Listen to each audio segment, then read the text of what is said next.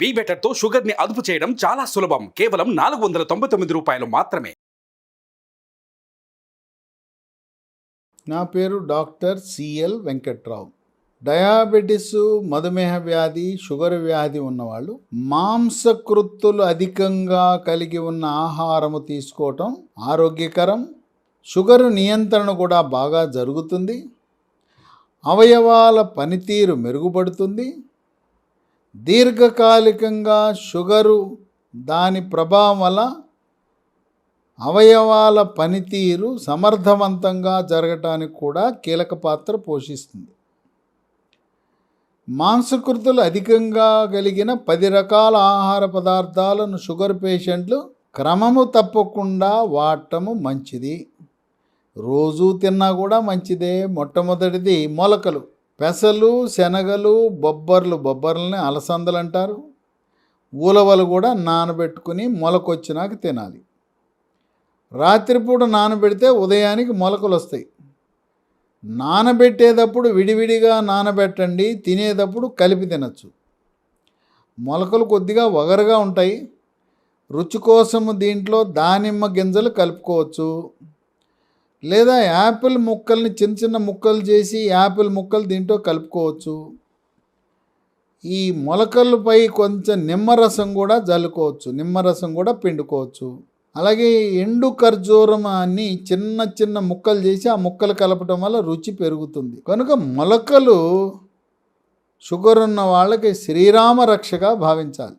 2 కోడిగుడ్లు. కోడిగుడ్డు పైనుండే తెల్ల సొనలో ఆల్బుమిన్ అనే మాంసకృతులు ఉంటాయి. ఆ పచ్చ సొన చందమామలో చాలా విశిష్టమైన ఖనిజ లవణాలు, పోషక పదార్థాలు ఉంటాయి.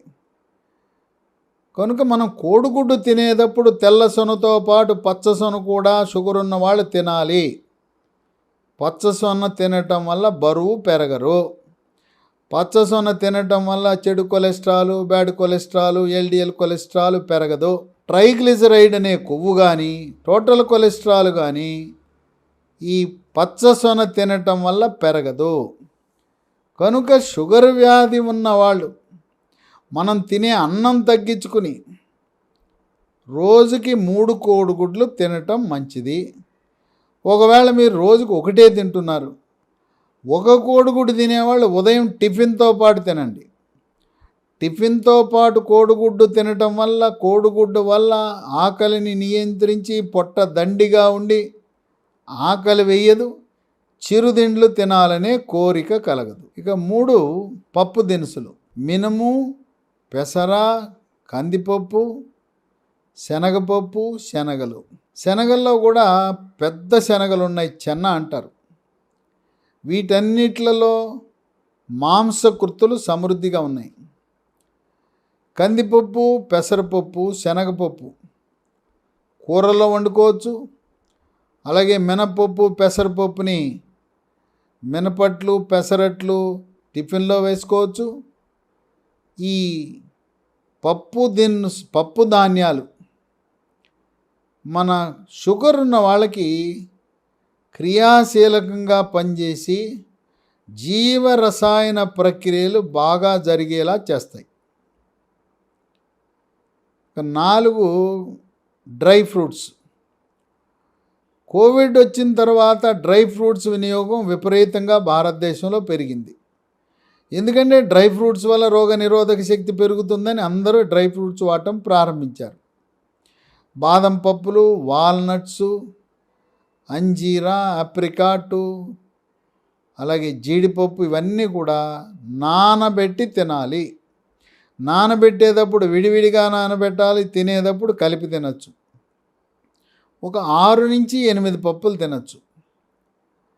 దాంట్లో మాంసకృతులు సమృద్ధిగా ఉంటాయి ఈ డ్రై ఫ్రూట్స్లో. ఇక 5 చేప. చేపను కూడా పులుసు మాత్రమే తినాలి. ఇగురు కూర, వేపుడు కూర, రోస్టు, ఫ్రై తినకూడదు. చేప పులుసు తినేటప్పుడు చేప తలకాయలో విశిష్టమైన ఆరోగ్య ప్రయోజనాలు ఉన్నాయి. చేపలో కూడా నాణ్యమైన మాంసకృతులు అందుబాటులో ఉన్నాయి. ఇక 6 బాయిలర్ చికెన్. బాయిలర్ చికెన్ కూడా పైనుండే చర్మం తోలు స్కిన్ను తీసి వాడటం మంచిది. బాయిలర్ చికెన్లో కూడా రెక్కలు, రొమ్ము అది తినాలా, లెగ్స్ కాళ్ళు తినాలా, ఏది తింటే బలమని కొంతమందికి ఒక సందేహం ఉంటుంది. కోడి యొక్క ముందు భాగము రెక్కలు బ్రెస్ట్లో ఆరోగ్యకరమైన పోషక విలువలు అధికంగా ఉంటాయి.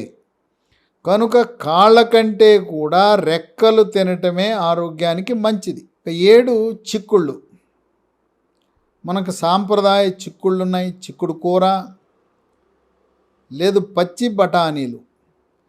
పచ్చి బఠానీలను కూర వండుకోవచ్చు, లేదా పచ్చి బఠానీలను నానబెట్టి ఉడకబెట్టి సాయంత్రం పూట కొద్దిగా తాలింపు పోపేసి అల్పాహారం కింద తీసుకోవచ్చు.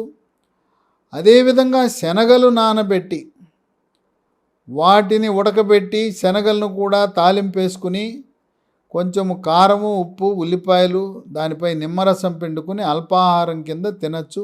ఈ వీటిలలో ఈ లెగ్యూమ్స్ అంటాం, చిక్కుళ్ళు, వీటిలలో విశిష్టమైన మాంసకృతులు కలిగి ఉంటాయి. 8 గింజలు: గుమ్మడి గింజలు, పుచ్చ గింజలు, పొద్దుతిరుగుడు పువ్వు గింజలు. ఒక్కొక్క రకానికి 2 స్పూన్లు విడివిడిగా నానబెట్టి రాత్రిపూట నానబెడితే ఉదయం టిఫిన్తో పాటు తినచ్చు. ఈ గింజలు గుమ్మడి, పుచ్చ, పొద్దుతిరుగుడు పువ్వు గింజల్లో గణనీయమైన మాంసకృతులు ఉంటాయి, పీచు పదార్థం ఉంటుంది, పోషక విలువలు ఉన్నాయి, విటమిన్లు ఉన్నాయి. 9 సోయా చిక్కుళ్ళు. సోయా చిక్కుళ్లను రకరకాలుగా వినియోగించవచ్చు. సోయా చిక్కుళ్ళతో కూర వండుకోవచ్చు. సోయా చిక్కుళ్లను నానబెట్టి మిక్సీలో వేసి పాలు తయారు చేసి సోయా పాలు కాచుకొని సోయా పాలు తాగచ్చు. సోయా పాలు తోడుపెట్టి సోయా పెరుగు తయారు చేసుకోవచ్చు. సోయా గింజలను, సోయా బీన్స్ని వాటిని పిండి చేసి ఆ సోయా పిండితో పుల్కాలు చేసుకుని ఆ విధంగా కూడా తినచ్చు. ఏ విధంగా అయితే పాల నుంచి పన్నీరు తయారు చేస్తారో సోయా పాల నుంచి కూడా తయారు చేసే పన్నీరు లాంటి పదార్థాన్ని టోఫు అంటారు, TOFU. ఈ సోయా చిక్కుళ్ళతో తయారు చేసిన ఈ పదార్థాలన్నిట్లలో అత్యధికంగా మాంసకృతులు ఉంటాయి. పన్నీర్ అమ్మే షాపుల్లోనే టోఫు అని అడిగితే సోయా పన్నీర్నే టోఫు అంటారు, TOFU. ఇక 10 పల్లీలు, వేరుశనగలు. వీటిని మన జాతిపిత మహాత్మా గాంధీ ఆయన ఆహారంగా ప్రతిరోజు వేరుశనగ పప్పులు, పల్లీలు తినేవాడు. వీటిని పచ్చివి తినచ్చు, ఉడకబెట్టుకుని తినచ్చు, వేయించుకుని తినచ్చు. ఈ పచ్చివి తినటం కొంచెం అందరికీ అంత రుచించదు. వేరుశనగ పప్పుని రకరకాలుగా వినియోగిస్తారు. వేరుశనగ పప్పుని ఉపయోగించి రోటి పచ్చడి తయారు చేస్తారు. వేరుశనగ పప్పులను ఉపయోగించి కారం పొడి తయారు చేస్తారు, గ్రౌండ్నట్ కారం. ఆ గ్రౌండ్నట్ కారం కూడా చాలా రుచిగా ఉంటుంది. టిఫిన్లలో తినచ్చు, అన్నంలో కూడా, భోజనంలో కూడా తీసుకోవచ్చు. ఈ 10 రకాలు మాంసకృతులు అధికంగా కలిగిన ఆహార పదార్థాలు.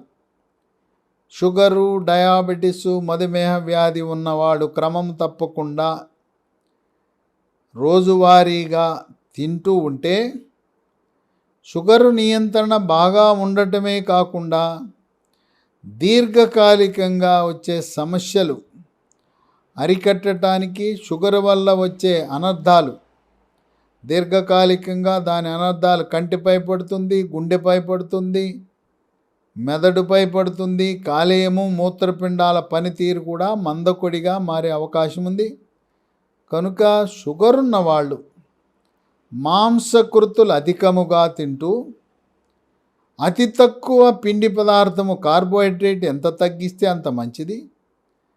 కొవ్వుని సమపాళ్లలో తినే విధంగా మనము ఈ 10 రకాల ఆహార పదార్థాలను మీకు నచ్చిన వాటిని, మెచ్చిన వాటిని రోజువారీ తినటం ఆరోగ్యకరము, శ్రేయస్కరము, శ్రేష్టము.